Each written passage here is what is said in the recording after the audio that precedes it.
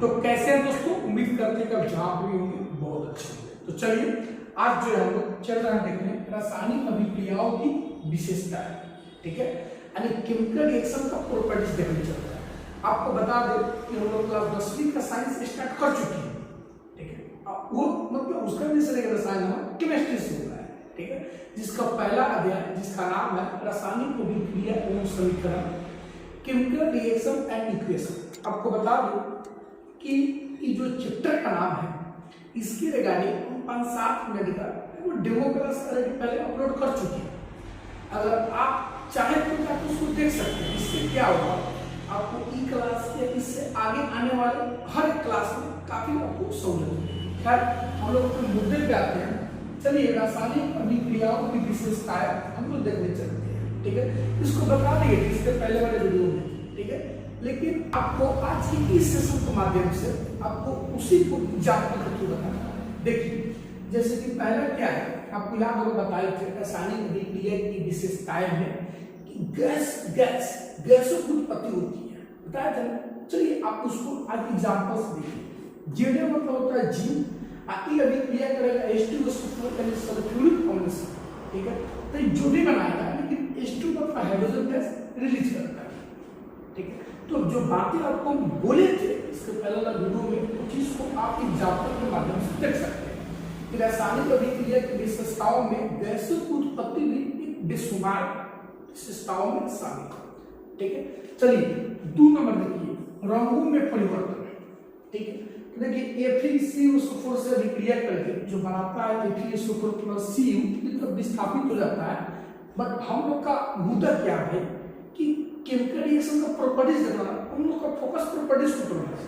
जानते हैं कि CH4 जो है ना ये नीला होता है, ये जो बनता है FeSO4 ये हल्का हरा होता है। तो कहिए तो भाई में रंग में परिवर्तन हुआ कि नहीं हुआ, नहीं बोलिए तो होगा कि नहीं हुआ। और देखिए ताप में परिवर्तन, यो मतलब रासायनिक अभिक्रिया की मतलब क्या कहना बेशुमार विशेषताओं में शामिल है, ठीक है। चलिए देखिए CaO की अभिक्रिया करता है H2O से, तो बनाता है CaOH का O2, ठीक है, और प्लस ऊष्मा रिलीज करता है, ठीक है। तो जो अभिक्रिया ऊष्मा रिलीज करता है उसको बोलते हैं ऊष्मा क्षेपीय अभिक्रिया, ठीक है। जब अभिक्रिया को होने के लिए ऊष्मा देना पड़ता है उसको बोलते हैं ऊष्मा क्षेपीय अभिक्रिया, ठीक है। बोले तो ताप में परिवर्तन हुआ कि नहीं, भाई अगर ऊष्मा रिलीज कर रहा है, ठीक है, तो भाई या ऊष्मा देना पड़ रहा है, भाई ऊष्मा एक प्रकार का वो तापेला होता है, ठीक है। आगे आइए अवस्था में परिवर्तन, CaCO3 calcium carbonate CaCO3 solid होता है, ये टूट के बनता है CaO और CO2 ये तो सॉलिड है लेकिन CO2 गैस है, ठीक है। क्या देख रहा है, सॉलिड से सॉलिड और गैस बना के नहीं बना, स्टेज में चेंजिंग आया नहीं आया। आपको तो एक और एग्जांपल बताया था ना, H2 और O2 मिलेगा तो क्या बनता है H2, ठीक है। H2 भी गैस O2 भी गैस है तो बनता है H2O लिक्विड। बोले तो भाई स्टेट में चेंजिंग आता कि नहीं आता, मतलब अवस्था में परिवर्तन होता भी नहीं होता है, ठीक है। सब हम आपको बता चुके हैं आज के वीडियो के माध्यम से, उसी को एग्जांपल के थ्रू बता रहे हैं और आगे भी कुछ बताने वाले हैं, ठीक है। ये देखिए अवक्षेप का बनता है, ठीक है। NaCl Ag से रिक्रिया करता है तो हरी Na जो है NO3 के लिए बना लेता है NO3, हरी AgCl के साथ AgCl बनता है जो अवक्षेप के रूप में विलयन से पृथक होकर तेंदी में बैठ जाता है, ठीक है। तो तेंदी में बैठ जाना है इसी को बोलते हैं अवक्षेप का बनता है, ठीक है। तो बोलिए तो अवक्षेप बना कि नहीं बना, तो भाई मेरे भी बहुत सारी रासायनिक अभिक्रिया की विशेषताएं हैं लेकिन उसमें बेशुमार विशेषताएं एक है, ठीक है। चलिए आपको बता रहे हैं यहाँ पे कि हमारे दैनिक जीवन में होने वाली रासायनिक अभिक्रिया, ठीक है।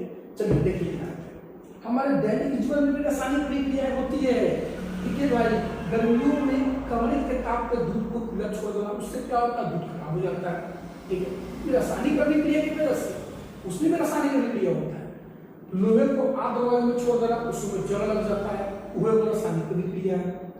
अंगूर का किण्वन होना, भाई मतलब अंगूर का फर्मेंटेशन करना, उसको किण्वन प्रोसेस होके दारू बनाया जाता है, किण्वन होना रासायनिक अभिक्रिया है।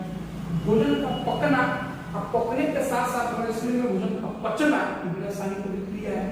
सांस लेना, तो लोग सांस लेते हैं तो जो क्या करते हैं थ्रू ऑक्सीजन वायर ब्लड हमारे शरीर के हर एक सेल के अंदर माइटोकॉन्ड्रिया में जाता है और उसमें क्रेब्स नामक वो चक्र चलता है, इसमें 38 को एटीपी मिल के वो ग्लूकोज बनाता है और वो ग्लूकोज से जो ऊर्जा मिलता है जिससे हम पढ़ा पा रहे हैं और पढ़ पा रहे हैं, हम लोग कोई काम कर पाते हैं, ठीक है। वो रासायनिक अभिक्रिया है। और देखिए दूध से दही का बनना, वो लैक्टोबैसिलस जो बैक्टीरिया होता है जो असरदायक होता है, लेकिन यो रासायनिक अभिक्रिया का एग्जाम्पल है। तो हमारे दैनिक जीवन में बहुत है, ठीक है, रासायनिक अभिक्रिया, लेकिन हम भाई सबको तो बता नहीं सकते हैं, कुछ को बता के आपको समझा के इससे तब बाकियों को रिलेट कर सकते हैं, ठीक है। चलिए इसी क्रम में हम लोग आगे देखते हैं कि बहुत ही शानदार टॉपिक है जो आपके बोर्ड एग्जाम में ऑब्जेक्टिव में या 2 नंबर के सब्जेक्टिव में भी आ सकता है, ठीक है। क्या होता है अभिकारक जिसको इंग्लिश में ये कहते हैं, क्या होता है प्रतिफल जिसको इंग्लिश में प्रोडक्ट। आप इसको पढ़ लीजिए, आइए हम इसको एग्जाम्पल से समझाते हैं, ठीक है। रासायनिक अभिक्रिया होता है ना तो में पार्टिसिपेट करने वाला रिएक्टेंट कहलाता है। तो देखिए तो H2Cl2 बन गया, HCl में 2 लगा दिया गया बैलेंस करने के लिए। तो पहले तक के रासायनिक अभिक्रिया में हेकरिए का पार्टिसिपेट किया, चलिए हम पेन ले लेते हैं। ये रासायनिक अभिक्रिया में हेकरिए का पार्टिसिपेट किया, एक ही के कहलाएगा रिएक्टेंट कहिए तो या भाई क्या कहते हैं इसको हिंदी में अभिकारक कहिए तो, ठीक है। तो रासायनिक अभिक्रिया में पार्टिसिपेट करे वाला तू कहलाता है रिएक्टेंट और जो बनता है ना तू कहलाता है प्रोडक्ट। अब इसको प्रोडक्ट कहिए तो या हिंदी में प्रतिफल कहिए। भाई कोई दिक्कत है भाई, ये मतलब एक लाइन का चीज है, बिना काम कर समय खर्चा कीजिएगा, या इसको ट्रिक से भी याद रख सकते हैं। ट्रिक का चीज अगर ना अगर मूल्य वही प्रतिफल होता है, अगर पोछवा वही रिएक्टेंट मतलब अभिकारक होता है, ठीक है। इसको छोड़िए, हमको उम्मीद है अब हम ये वीडियो यहीं पर रोकते हैं। अगर आपको ये भाई का वीडियो अच्छा लगा, समझाने का तरीका आपके लिए सराहनीय हो तो वीडियो को लाइक कीजिए, शेयर कीजिए और चैनल को सब्सक्राइब कीजिए।